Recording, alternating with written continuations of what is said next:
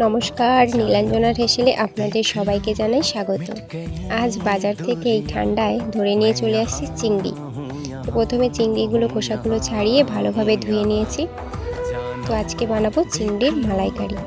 এবার চিংড়িতে লবণ, হলুদ আর লঙ্কার গুঁড়ো দিয়ে ভালোভাবে মাখিয়ে নিলাম। তারপর চিংড়িগুলো যেহেতু ভাজলে পেকে যায়, সেই জন্য এর মধ্যে কাঠি ভরে নিলাম, নাহলে তো তেলে ভাজা মাত্রই এগুলো বেঁকে যাবে। তো এইভাবে সবগুলোই ভরে নিয়েছি। এবার কড়াইতে তেল গরম করে মাছগুলোকে উল্টে পাল্টে দু পিঠ ভালোভাবে লাল লাল করে ভেজে নিলাম।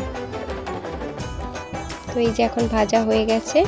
এবার রান্নাটিতে লাগছে কোরানো নারকেলের দুধ বের করে নেব, আর লাগছে দুটো এলাচ থেতো করা, কাটানো কাঁচা লঙ্কা, পেঁয়াজ বাটা, আদা রসুন বাটা আর টমেটো কুচি, আর লবণ হলুদ এগুলো তো কমন থাকবেই রান্নায়। এবার ওই মাছ ভাজার তেলে দিয়ে দিলাম থেতো করা এলাচ, পেঁয়াজ বাটা, আদা রসুন বাটা দিয়ে নেড়ে চেড়ে টমেটো কুচিগুলো দিয়ে দিলাম, দিয়ে একটু কষিয়ে নেব। তো এবার নেড়ে চেড়ে দিয়ে দিলাম স্বাদের জন্য লবণ, আর দেব হলুদ, আর দিলাম লঙ্কার গুঁড়ো দিয়ে আবারও নেড়ে চেড়ে এটাকে কষিয়ে নেব।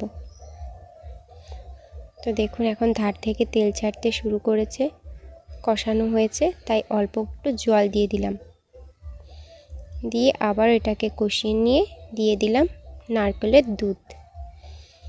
আমি এখানে আর কোনো জল দিলাম না, নারকেলের দুধেই পুরোটা করব, তাই দুধটা ফুটিয়ে নিলাম। এবার দিয়ে দিলাম স্বাদের জন্য একটু চিনি, দিয়ে আবারও এটাকে একটু ফুটিয়ে নেব। তো 5 মিনিট ফুটিয়ে নেওয়ার পর দিয়ে দিচ্ছি ফাটানো কাঁচা লঙ্কা, একটু ফুটিয়ে নিয়ে দিয়ে দিলাম ভেজে রাখা চিংড়ির মাছগুলো। তো চিংড়ি মাছগুলো দিয়ে 1 মিনিট ফুটিয়ে নেব। তো ফোটার জন্য অপেক্ষা, ফুটে গেছে। তো এবার দিয়ে দিলাম ওপর থেকে একটু জিরের গুঁড়ো, দিয়ে 1 মিনিট ফুটিয়ে নিলেই রেডি চিংড়ির মালাইকারি। এইভাবে বানিয়ে দেখুন, ঠান্ডায় ভাতটা পুরো জমে যাবে চিংড়ির মালাইকারি দিয়ে।